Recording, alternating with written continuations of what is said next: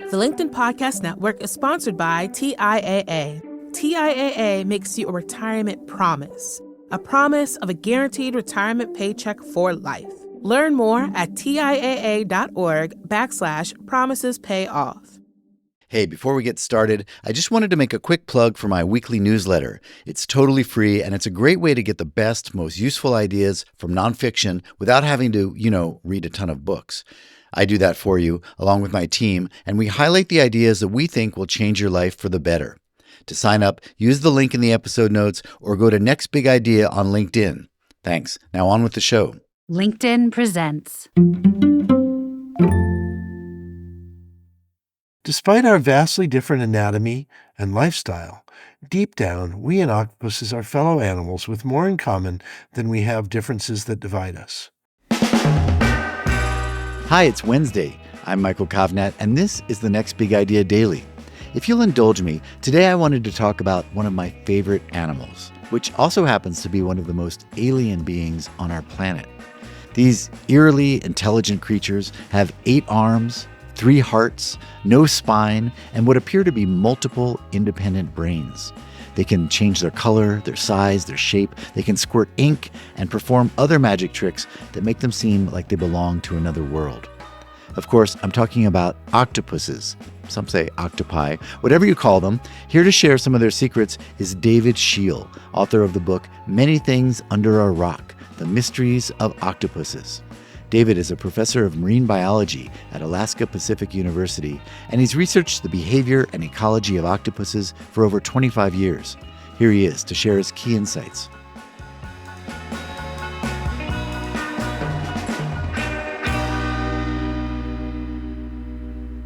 All animals share universal needs for food, for safety, and the need to find suitable mates. To decide which of our many needs to pursue in any given instant, animals must weigh those felt internal needs against opportunities and risks in the environment. Octopuses are no exception to this pattern, and octopuses thus experience primordial emotions such as hunger, fear, pain, and the drive to mate. By learning about octopuses, therefore, we learn more about ourselves. In one study, octopuses were given the recreational drug ecstasy. In humans, this rave drug increases empathy and the desire to be physically close to others and to touch. But we're social animals. What would the drug do in an octopus? It turns out the effects are the same because much of the underlying physiology of drug-binding sites and neural cells share deep roots, despite ancient divergence from our last common ancestor with octopuses. Octopuses given ecstasy try to stay closer to other octopuses, and are more likely to reach out and touch them, just like us.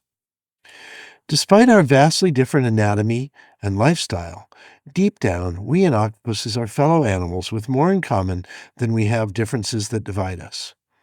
Deep evolutionary commonalities underlie all of biological diversity. Octopuses are doing okay globally. That's probably a temporary state. The harvesting of the oceans has likely benefited octopuses by removing large fish and mammals that prey on them, and by depleting their competitors that use similar prey or similar dens. But continued harvesting also depletes their food and depletes the octopuses themselves, and climate change will alter their ranges and may ultimately reduce their abundance. In the cold North Pacific, warming waters have already resulted in fewer octopuses. Over the last few decades, the shapes of 2 curves, of octopus abundance and of North Pacific temperatures, look like mirror images. They aren't quite. There's a time lag. After temperatures spiked up, octopus counts were low a year or 2 later. The lag corresponded to the approximate age of the octopuses. After accounting for the lag, when our oceans warm, octopus counts fall. This is for the cold water giant Pacific octopuses, not just in Alaska, but also for Puget Sound in Washington. In other areas of the world, such as the seas around southern England, ocean warming may lead to the common octopus expanding its range northward. So, Some octopus species may have larger ranges as the planet warms up, while others are already experiencing declines or shrinking areas of suitable habitat. Everywhere, however, there is less to eat than there once was, as clams and crabs are harvested by people or themselves disturbed by climate change.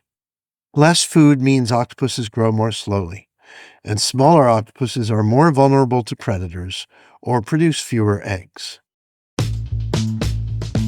Octopuses are smart, but intelligence is not what you think it is. Smart behaviors are built from curiosity, persistence, and flexibility. I once found the entrance to an octopus den at the base of a boulder and the remains of a meal the octopus had left at the door. The octopus was on top of the boulder with one arm wrapped neatly around a kelp stipe. Alert and watching, she waited to see if I would look up and notice her. She was curious. When I did notice her, she pushed into the emerald green water, jetting away. I followed, swimming fast and intent not to lose sight of her. She broke to the right. My gaze followed, but she cast a sepia cloud of ink into the water. Jetting beyond it, she turned sharply left. Undeterred, I pursued through the ink cloud and saw her dart into a patch of kelp. She froze. She turned translucent burnt sienna, the color of the brown kelps. Her skin roughened and became the texture of the kelp. My eyes could only find her among the fronds if I focused on her suckers, on her eyes. Flexibility, first watching, then flight, inking, dodging, now camouflage. She clung to the brown kelp, camouflaged. Keeping my eyes on hers, I reached blindly for a collecting bag that I had clipped to my dive belt. I fumbled for it, reached again, fumbled again. For a brief second, I glanced down to find the bag and to put my hand where it needed to be. I glanced back up into empty kelp, ink hanging in the water. She was gone. Persistence, still working to outsmart me, even after several changes in tactic. And I had lost her. Relationships are important.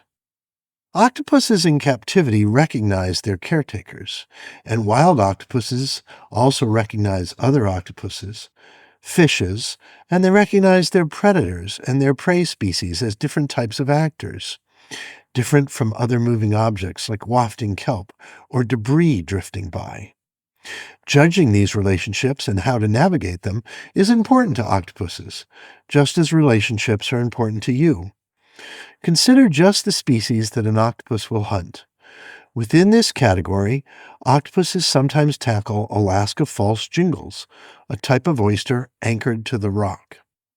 They also attempt to capture butter clams, which are buried, decorator crabs, camouflaged and still, helmet crabs, fleet-footed, shrimp, which have abrupt escape movements, scallops that are erratic swimmers, fish that are directed and swift swimmers, Sally Lightfoot crabs, who are fleet-footed prey that escape above the waterline onto the rocks, and sometimes even birds. Octopuses must assume the correct attitude to capture their prey, some by pushing the arms into crevices and under rocks, some by pouncing with the web spread, others with a lightning-fast grab of the arms. There is judgment in these methods of how the prey will relate to the octopus attack and how the octopus chooses the appropriate technique for each different target. This nuance is extended further to escaping from different predators, dealing with rivals, and even to the den mates who sometimes share space with an octopus.